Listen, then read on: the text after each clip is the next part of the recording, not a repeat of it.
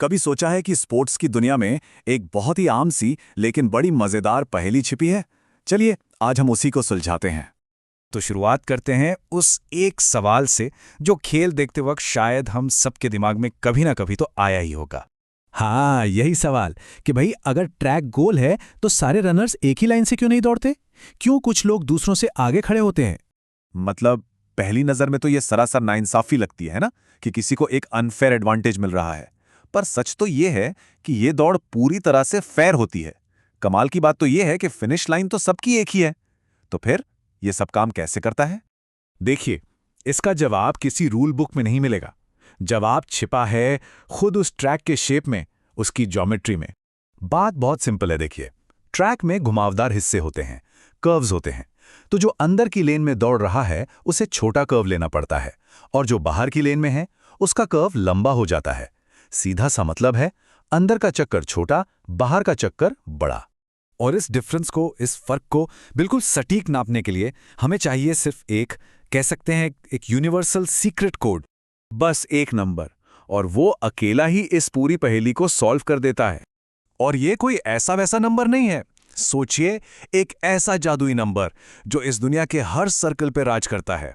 चाहे वो एक छोटा सा सिक्का हो या फिर एक बहुत बड़ा स्टेडियम, नियम सबके लिए एक ही है। और वो नंबर है पाई। जी हाँ, वही पाई जिसके बारे में हम सब ने स्कूल में पढ़ा है। इसकी वैल्यू होती है लगभग 3.14। और मजे की बात पता है, इसीलिए तो 14 मार्च यानी 314 को पाई डे भी मनाया जाता है। तो ये पाई है क्या चीज आखिर? बहुत ही सिंपल भाषा में समझिए। पाई बस ये बताता है कि किसी भी गोल चीज का घेरा, मतलब उसका सरकमफेरेंस, उसके डायामीटर से यानी बीच से जाने वाली लाइन से कितने गुना ज्यादा लंबा है। और सबसे बड़ी बात, ये हर सर्कल के लिए छोटे से लेकर बड़े तक हमेशा सेम रहता है। तो पाई सिर्फ एक नंबर नहीं है, ये एक बहुत पावरफुल लेकिन साथ ही बहुत सिंपल फॉर्मूले का हिस्सा है। एक ऐसा फॉर्मूला जिससे हर लेन की एकदम सटीक दूरी निकाली जाती है। और ये फॉर्मूला समझना तो मतलब बहुत ही आसान है। आपको बस लेन के सेंटर से दूरी लेनी है, जिसे हम रेडियस कहते हैं, उसे 2 से मल्टीप्लाई करना है, और फिर जो आए उसे पाई से मल्टीप्लाई कर देना है। बस आपको उस लेन की टोटल दूरी मिल गई। ठीक है, तो अब हमारे पास इस पजल के सारे पीसेस हैं। अब इसे हमेशा के लिए सॉल्व करने का टाइम आ गया है। चलिए इन सबको जोड़ते हैं। ये तो सीधी सी बात है ना?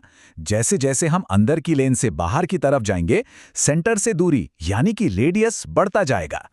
और हमारे फॉर्मूले के हिसाब से अगर रेडियस बढ़ेगा तो दौड़ने की टोटल दूरी भी तो बढ़ेगी। बस यही है सारा खेल। इसी लंबी दूरी को बराबर करने के लिए बाहर की लेन वाले रनर को थोड़ा आगे से शुरू करना पड़ता है। तो सबसे जरूरी बात यह है कि बाहर की लेन वाले को कोई एडवांटेज नहीं मिल रहा है। वो तो बस उस एक्स्ट्रा दूरी की भरपाई कर रहा है जो उसे अपनी लंबी लेन की वजह से दौड़नी पड़ रही है, ताकि जब तक सब फिनिश लाइन पर पहुंचे हर किसी ने बराबर दूरी तय की हो। तो देखा, ये कहानी सिर्फ एक रेस की नहीं है। ये कहानी है इस बात की कि कैसे मैथ्स हमारी दुनिया को एक शेप देता है और उसमें फेयरनेस यानी कि निष्पक्षता लाता है। इससे एक बहुत गहरी बात समझ में आती है। पाई जैसे नंबर जो हमें किताबों में बस थियरी लगते हैं, असल में हमारी दुनिया में बराबरी और एक सिस्टम बनाने का काम करते हैं। तो अगली बार जब कोई रेस ट्रैक देखे ना, तो याद रखिएगा कि वो सिर्फ सीमेंट और पेंट नहीं है। वो मैथ के नियमों का एक जीता जागता सबूत है। एक ऐसा सबूत जो पक्का करता है कि हर एथलीट को एक फेयर चांस मिले। और ये पूरी बात हमें एक बहुत ही दिलचस्प सवाल पर लाकर छोड़ देती है।